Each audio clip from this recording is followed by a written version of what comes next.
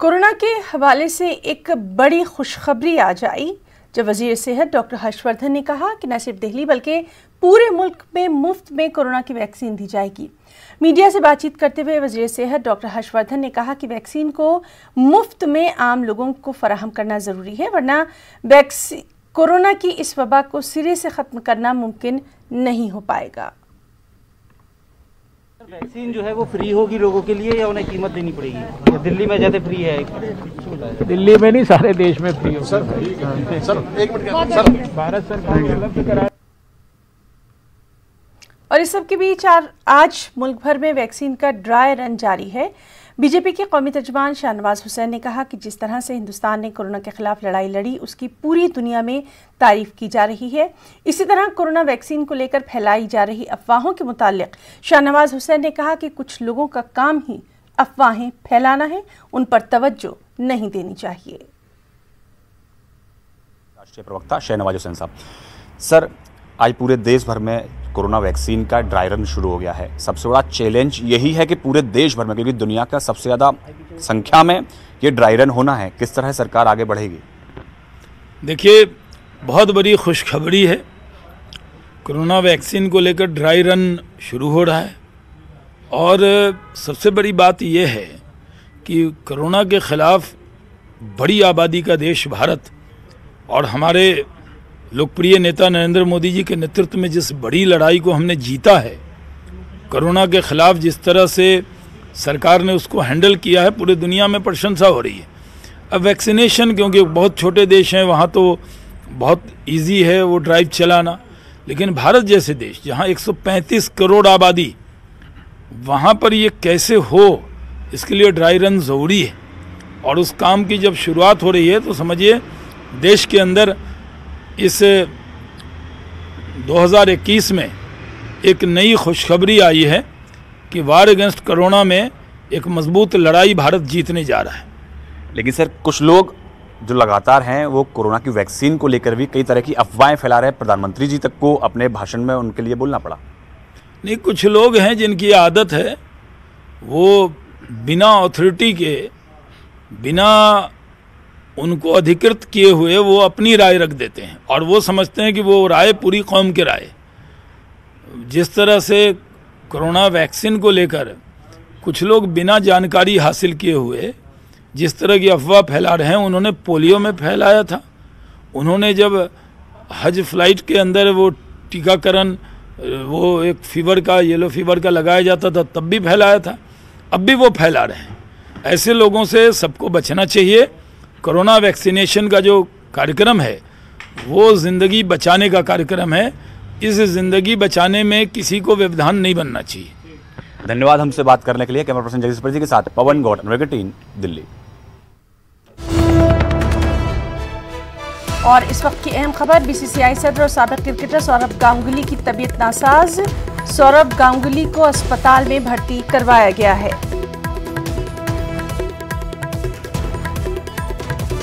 तो आपको बताएं कि बीसीसीआई सदर और साबिक क्रिकेटर सौरभ गांगुली की तबीयत नासाज बताई गई है। सीने में दर्द और चक्कर की वजह से सौरभ गांगुली को अस्पताल में भर्ती करवाया गया है। तो इस वक्त की अहम खबर, बीसीसीआई सदर और साबिक क्रिकेटर सौरभ गांगुली की तबीयत नासाज बताई गई है। उन्हें सीने में दर्द और चक्कर की वजह से अस्पताल में भर्ती करवाया गया है।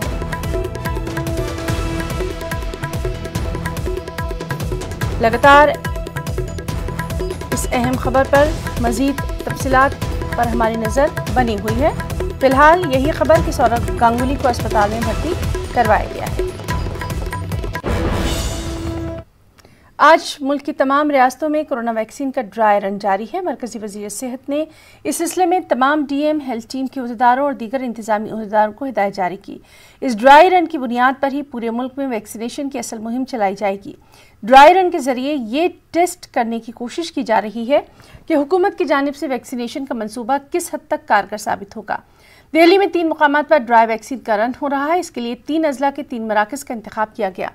वहीं यूपी में सुबह 9 बजे से शाम 4 बजे तक कोरोना वैक्सीन का ड्राई रन होना है।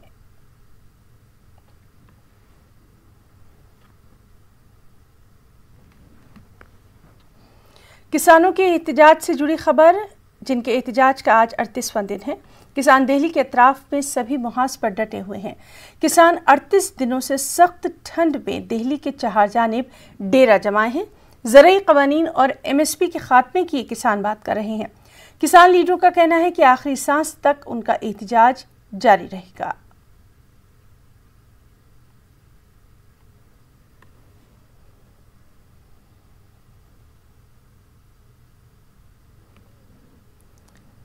और किसान लगातार गाजीपुर बॉर्डर पर मौजूद हैं। साल के आगाज में ही कल एक किसान की ठंड से मौत हो गई थी। आज भी एक किसान ने खुदकुशी कर ली। न्यूज़ 18 से बातचीत करते हुए किसान लीडर राकेश टिकैत ने कहा कि ये बहुत अफसोस की बात है कि हुकूमत को किसानों के बारे में सोचना चाहिए। खुदकुशी से कबल किसान ने एक नोट भी छोड़ा है।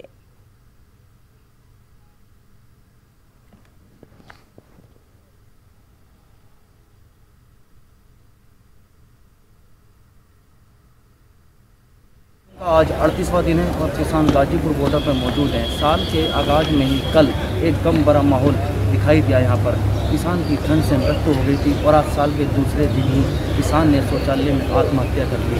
हम राकेश टिकैत जी से बात करते हैं।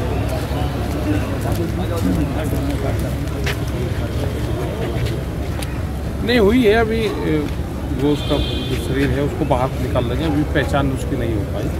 पुलिस आ रही है तो पुलिस ही कल का दिन सुसाइड किया है उसने। कल का दिन भी बहुत ही गंभीर। हाँ गंभीर, नया साल था तो आज दूसरा दिन है तो दूसरी डेथ यहाँ पर हुई है। लगातार हाँ सामने आ गई इस तरह की 40 से ज़्यादा लोग यहाँ शहीद हो गए। तो सरकार को गंभीरता से सोचना चाहिए, क्योंकि किसानों ने इस आंदोलन को अपने डिमांडों को दिल से ले लिया। तो सरकार को गंभीरता से विचार करना चाहिए। ये हमारे साथ बात करने के लिए मौजूद थे राकेश टिकैत, भारतीय किसान यूनियन के राष्ट्रीय प्रवक्ता, जिन्होंने साफ तौर पर बताया है कि किसान ने आत्महत्या की है। पुलिस को बुला रहे हैं और इस मामले को देखा जा रहा है। गाजीपुर बॉर्डर से नेटवर्क की टीम के लिए मैं रोहित सिंह।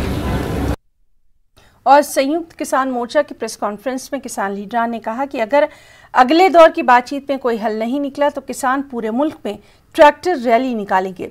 किसान लीडर दर्शनपाल सिंह ने कहा कि अगर 4 जनवरी को मरकज और किसानों के बीच बातचीत कामयाब नहीं होती और कोर्ट में जारी सुनवाई में भी कोई हल नहीं निकला तो 6 जनवरी को सिंघू बॉर्डर से ट्रैक्टर मार्च किया जाएगा और पूरे मुल्क में जन जागरण मुहिम चलाई जाएगी।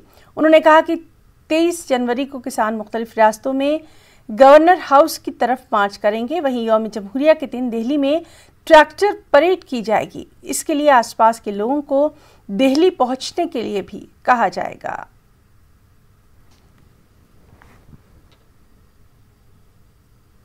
अनुसार पूरे देश में किसानों के इस आंदोलन के पक्ष में बीजेपी सरकार के ऊपर दबाव डालने के लिए बड़ी बड़ी रैलियां, बड़े बड़े प्रोटेस्ट प्रोग्राम और पक्के धरने, जो भी तरह के लोग वहां के अलग अलग प्रांतों के करेंगे, उसको एक हमने यहां से सेंट्रल कॉल दिया है कि पूरे 15 दिन जो है वो भंडाफोड़ अभियान, जन जागरण अभियान किसानों के पक्ष में, पूरे देश में वो किसानों के पक्ष में एक 15 दिन का पूरा एक मूवमेंट चलेगा। इसके साथ ही 23 तारीख को सुभाष चंद्र बोस जी का जन्मदिन है, 23 जनवरी को। तो हमने फैसला किया है कि 23 जनवरी को पूरे देश में हमने कॉल दिया है लोगों को कि बड़े बड़े प्रोग्राम करके गवर्नर हाउसेज जो हैं, गवर्नर हाउसेज की तरफ मार्च करो, क्योंकि सेंट्रल गवर्नमेंट के जो सिंबल है, आइकन है, रिप्रेजेंटेटिव्स हैं, वो प्रांतों में गवर्नर्स हैं। और इसके साथ ही हमने तय किया है कि 26 जनवरी इस बार का जो गणतंत्र दिवस है, पूरे देश में किसान अपनी अगुवाई के तले उस गणतंत्र दिवस को अपने ट्रैक्टर और व्हीकल परेड करके उसको मनाएंगे। 26 जनवरी को हमारा कॉल है कि दिल्ली के इर्द गिर्द जितने भी नजदीक के सिटीज हैं वो आए, 25 तक यहां पहुंचे और 26 को दिल्ली में हमारे ट्रैक्टर फ्लैग्स लगा के दिल्ली में परेड करेंगे। जो केएमपी की परेड है, रिहर्सल परेड है, ऐसी और भी परेड्स अलग अलग जगह होगी, लेकिन फाइनल परेड 26 को दिल्ली में होगी। और पूरे देश में कॉल है, पूरे देश में जिस प्रांत में कम ट्रैक्टर हैं वहां ट्रैक्टर के साथ व्हीकल मार्च, और जहां ट्रैक्टर ज्यादा है ट्रैक्टर व्हीकल मार्च। और वो मार्च को हमने दिया है नाम के सिटी स्टेट का कैपिटल में और डिस्ट्रिक्ट का हेडक्वार्टर्स में सारे देश में ट्रैक्टर किसान परेड के नाम से पूरा देश ये 26 जनवरी को किसानों के पक्ष में, 26 जनवरी को संविधान दिवस के ऊपर पूरे देश में हमारे जो लोग हैं एक जन जागरण का क्लाइमैक्स में वो जो है एक करेंगे, परेड करेंगे। अहम खबर महाराष्ट्र से। महाराष्ट्र में शहरों के नाम तब्दील करने को लेकर सियासत उरूज पर है। औरंगाबाद को लेकर लंबे अरसे से सियासत जारी है ही, अब अहमदनगर भी सुर्खियों में आ गया है। महाराष्ट्र में इत्तेहादी हुकूमत है। शिवसेना अहमदनगर का नाम बदलकर अंबिका नगर करने की मांग कर रही है।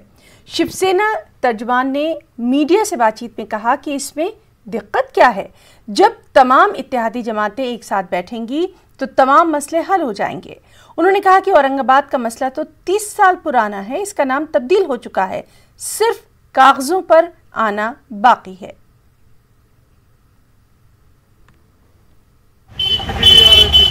राजनीति हो रही है, कोई राजनीति नहीं। संभाजी नगर की औरंगाबाद का संभाजी नगर नामकरण बाला साहब ठाकरे जी ने किया था, उसे 30 साल हो गए। अब सिर्फ सरकारी कागज पे बदलना है। मुझे लगता है महाविकास आघाड़ी में ये कोई मतभेद का विषय नहीं है। जब एक साथ बैठ जाएंगे तो मसला सुलझ जाएगा, लेकिन शिवसेना की भूमिका हमेशा रही, उसमें कोई बदलाव नहीं। बीजेपी के नेताओं ने काफी टिप्पणी की है। बाला साहब ठाकरे का जो टाइटल लगता है हिंदू हृदय सम्राट, उसको बदल करके जनाब तक इस तरीके की भाषा इस्तेमाल करना, क्या कुछ कहेंगे उसको लेकर के? क्या कहेंगे? बीजेपी के बारे में कहना या बोलना अब लोगों को अच्छा नहीं लगता, इसलिए वो कुछ भी बोलते हैं। फ्रस्ट्रेशन है। बाला साहब ठाकरे हमेशा हिंदू हृदय सम्राट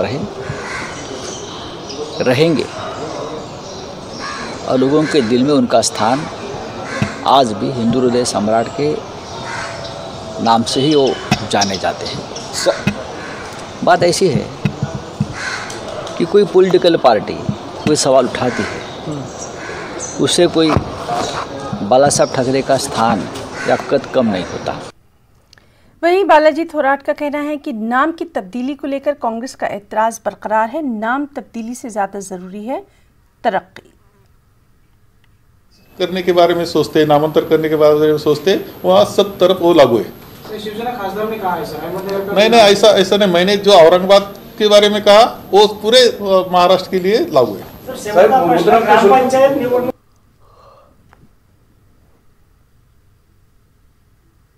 और वहीं समाजवादी पार्टी के लीडर अबू आसिम आजमी ने भी कहा कि नामों की तब्दीली को लेकर हमारी मुखालफत जारी रहेगी। उन्होंने कहा कि ये सब वोटों की सियासत है। उन्होंने कहा कि पुराने शहरों का नाम बदलने से अच्छा है कि हम कोई नया शहर बसाएं। इस तरह से नाम बदलकर लोगों को उकसाना, मैं समझता हूं कि ये सब बेवकूफ़ी की बातें हैं और सिर्फ वोट लेने की राजनीति है। मैं ये कहूँगा सरकार से कि पुराने शहरों के नाम बदलने से क्या होगा, नया कोई शहर बसाओ तो कोई बात बने। बहुत जगह है, एक नया शहर बना दीजिए और नाम रखिए अच्छा सा, कोई मैंने हम सब वेलकम करेंगे। लेकिन आप औरंगजेब रहमतुल्लाह अलैह जिन्होंने इस मुल्क के अंदर हिंदू मुस्लिम एकता, मंदिरों को भी बनवाया, मस्जिदों को भी बनवाया, अब आप लोग जो है सिर्फ इशू इलाका की मुस्लिम नाम है, इस तरह से नाम बदल करके जो नफरत फैलाने का काम हो रहा है ना, ये नहीं, बिल्कुल नहीं होना चाहिए। जितने भी नाम रखना है, देवी देवताओं का नाम, गैर मुस्लिम हिंदू राजाओं का नाम, हम सब सपोर्ट करते हैं, बनाइए ना शहर। साथ इस वक्त मौजूद हैं मुंबई से हमारे नुमाइंदे वसीम अंसारी। वसीम, जिस तरह से लगातार हम देख रहे हैं कि नामों की सियासत जो है वो जारी है, आपसे तो हम बातचीत करेंगे ही, हमारे साथ अजहरुद्दीन भी फोनों पर जुड़ रहे हैं। पहले चलिए अजहरुद्दीन से हम जान लेते हैं।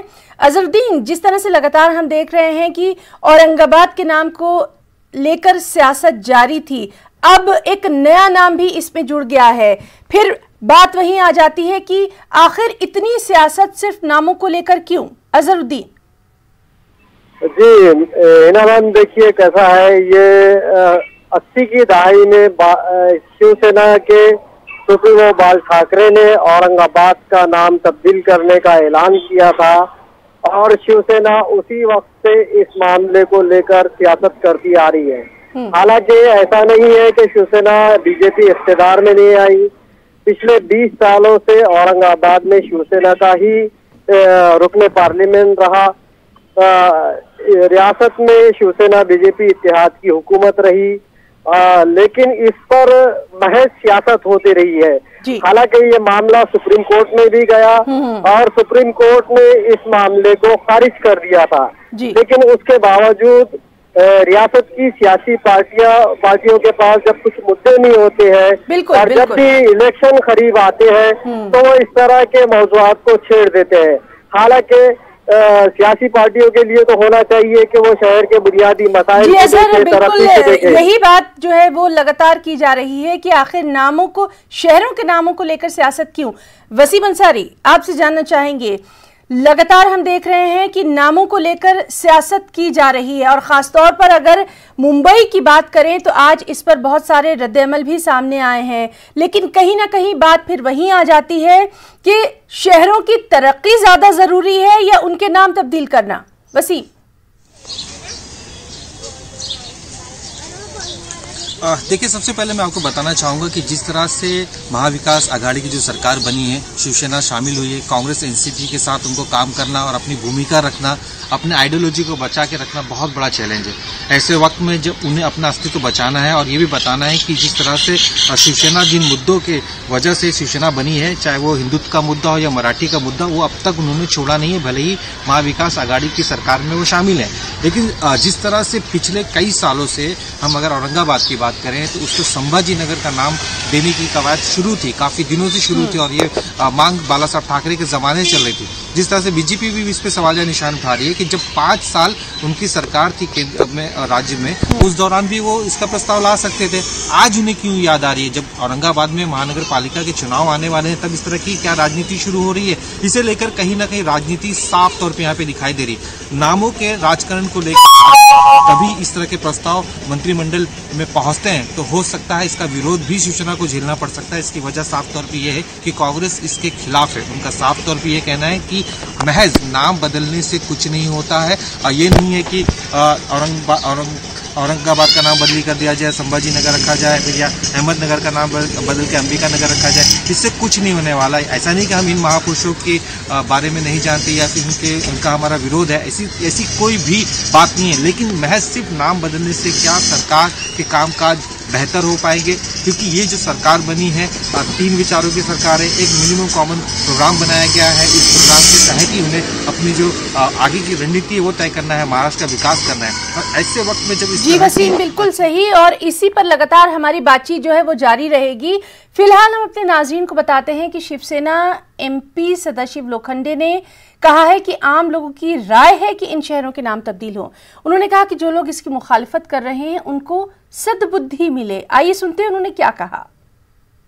या ठिकाणी सर्वसाधारण त्या संभाजीनगरमध्ये सर्व जनतेची देखील अपेक्षा आहे की ते नामकरण झालं पाहिजे आणि ते अपेक्षितच आहे। औरंगाबाद आपल्याकडे जे होऊन गेले ते आपल्या देशातले नाही, पण त्या लोकांची मागणी आहे तिथली।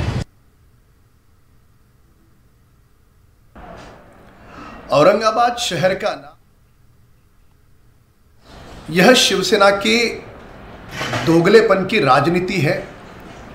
यदि इनको संभाजी महाराज से प्रेम होता तो जब महाराष्ट्र में हमारे संग 5 वर्ष सत्ता में थे, उस दौरान औरंगाबाद महानगर पालिका में इन्हीं की सत्ता थी, तो उस समय कौन सी निद्रा में थे? उस समय शहर का नाम बदलने का प्रस्ताव इन्होंने सरकार के पास क्यों नहीं भेजा? कौन से ऐसे कारण थे? जब अब महानगर पालिका के चुनाव होने जा रहे हैं तो उस समय इन्हें संभाजी नगर की याद आती है।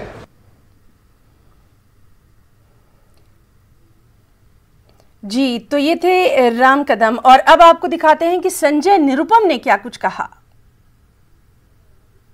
पार्टियों की सरकार चल रही है और तीनों पार्टियों ने मिलकर के एक कॉमन मिनिमम प्रोग्राम बना रखा है और इस कॉमन मिनिमम प्रोग्राम के हिसाब से ही सरकार को काम करना है। और ऐसे में अगर कोई एक सहयोगी दल या कोई एक घटक दल अगर अपना कोई एजेंडा इस सरकार पे थोपना चाहेगा तो निश्चित तौर पर यह सरकार के कॉमन मिनिमम प्रोग्राम का उल्लंघन होगा।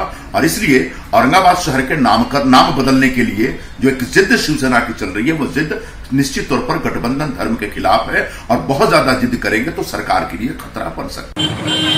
जी चलिए, रुख करेंगे हम अपने दोनों साथियों का। अजहरुद्दीन, जिस तरह से लगातार हम देख रहे हैं कि इस पर तमाम पार्टियों का रद्द-ए-अमल भी आना शुरू हो गया है, बीजेपी को भी एक सुनहरा मौका मिल गया है, कांग्रेस भी बयान तो दे रही है लेकिन कोई ठोस अमल होता दिखाई नहीं दे रहा है। सबसे अहम बात यह है कि बहुत सारे और मसले हैं, चाहे हम कोरोना से निपटने की बात करें या फिर हम बात करें पानी के मसले को लेकर या फिर हम बात करें बुनकरों का मसला सबसे बड़ा मसला है, लेकिन ये तमाम चीजें कहीं पीछे चली गई हैं। सिर्फ और सिर्फ नाम को लेकर सियासत क्यों की जा रही है? देखिए हिना, मैं आपको बता दूं कि औरंगाबाद में अनकरीब म्युनिसिपल कॉर्पोरेशन चुनाव होने वाले हैं जी। 115 वार्डों के इस इलेक्शन में शिवसेना, एनसीपी और कांग्रेस के बाहमी इत्तेहाद का इम्कान है जी। उसी तरह से एमआईएम भी इसमें ताकत आजमाई करने वाली है, जोर आजमाई करने वाली है।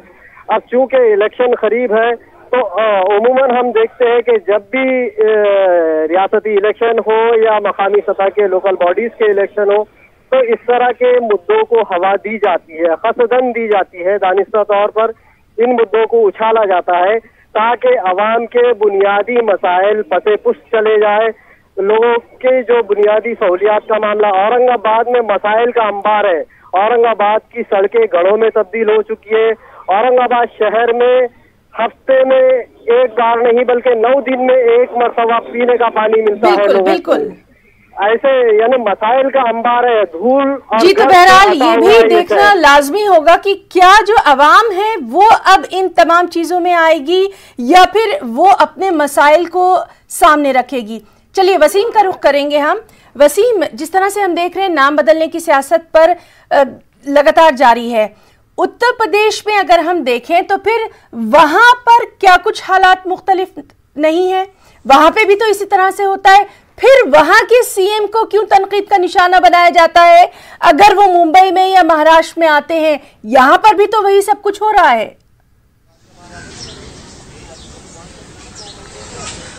देखिए, इसमें सबसे अहम बात यह है कि अगर दोनों ही पार्टी, अगर बीजेपी की बात करें या शिवसेना की बात करें, दोनों की आइडियोलॉजी सेम है। हिंदुत्व के मुद्दे को लेकर अब तक राजनीति करते आए हैं।